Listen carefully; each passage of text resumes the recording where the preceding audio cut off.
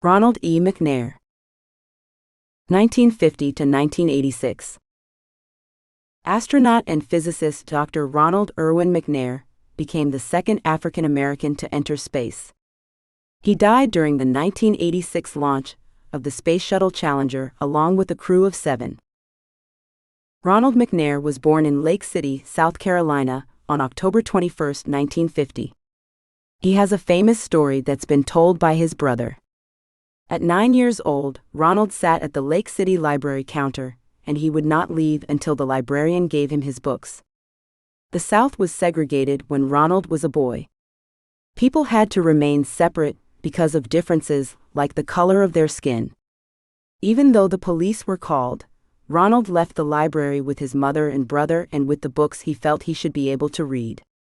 This determination would remain with Ronald as he excelled in school. In 1971, he graduated with a Bachelor of Science degree in physics from North Carolina A&T State University. In 1976, he earned a Ph.D. in laser physics at the Massachusetts Institute of Technology, or MIT. In 1978, Ronald was selected as an astronaut candidate. Almost 8,000 people applied to the program, and Ronald was one of 35 selected. Included in this group of 35 were 2 other African American men, Guion Bluford and Lieutenant Colonel Frederick Gregory. After he completed his training in August 1979, McNair received his first assignment as a mission specialist astronaut on Space Shuttle flight crews. Ronald would take his first spaceflight on Space Shuttle Challenger in 1984.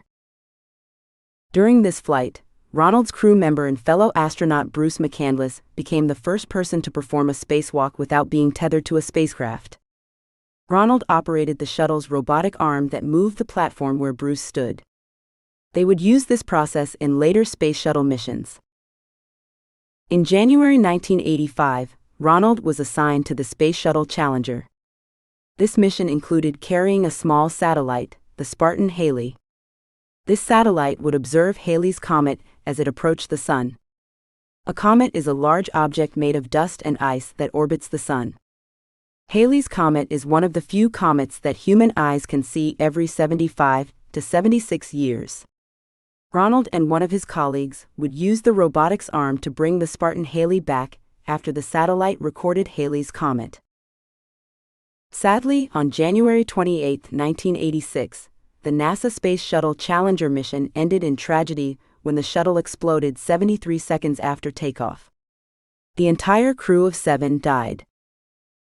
Ronald McNair's name has been honored over the years, including at the segregated library he visited as a young boy. In 2011, they renamed the Lake City Library the Dr. Ronald E. McNair Life History Center.